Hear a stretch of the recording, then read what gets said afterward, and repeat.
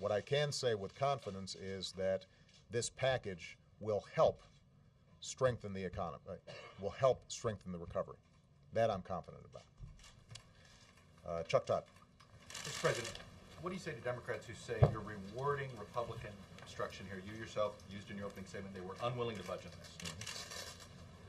A lot of progressive Democrats are saying they're unwilling to budge, and you're asking them to get off the fence and budge. Why should they be rewarding Republican obstruction? Well, let me use a couple of analogies. I've said before that I felt that the middle class tax cuts were being held hostage to the high end tax cuts. I think it's tempting not to negotiate with hostage takers unless the hostage gets harmed. Then people will question the wisdom of that strategy. In this case, the hostage was the American people, and I was not willing to see them get harmed. Again, this is not an abstract political fight. This is not isolated here in Washington. There are people right now who, when their unemployment insurance runs out, will not be able to pay the bills.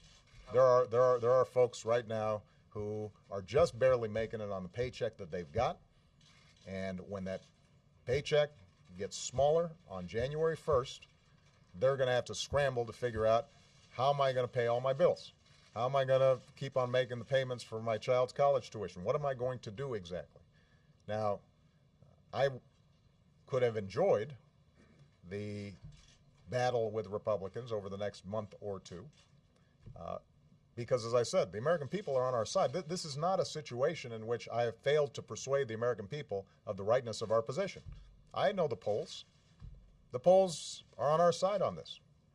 We weren't operating from a position of political weakness with respect to public opinion. The problem is that Republicans feel that this is the single most important thing that they have to fight for as a party. And in light of that, it was going to be a protracted battle, and they would have a stronger position next year than they do currently. So, I guess another way of thinking about it is that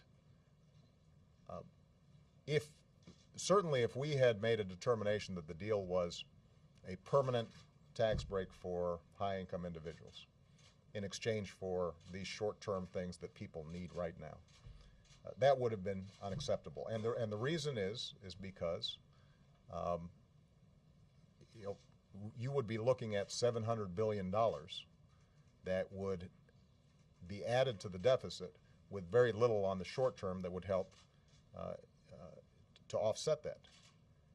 The deal that we've struck here makes the high-end tax cuts temporary, and that gives us the time to have this political battle without having the same casualties for the American people that are my number one concern. If I may follow, aren't you telegraphing, though, a negotiating strategy of how the Republicans can beat you in negotiations all the way through the next year, because they can just stick to their guns, stay united, be unwilling to budge, to use your words, and force you to capitulate?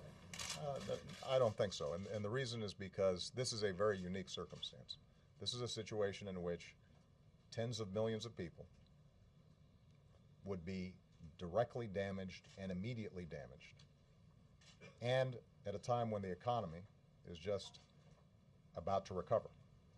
Now, keep in mind, I've just gone through 2 years, Chuck, where the rap on me was I was too stubborn and wasn't willing to budge on a whole bunch of issues, including, by the way, health care, where everybody here was writing about how, despite public opinion and despite this and despite that, somehow the guy's going to bulldoze his way through this thing. Now, but that's my point. My point is I don't make judgments based on what the conventional wisdom is at any given time. I make my judgments based on what I think is right for the country and for the American people right now. I will be happy to see the Republicans test whether or not I'm itching for a fight on a whole range of issues.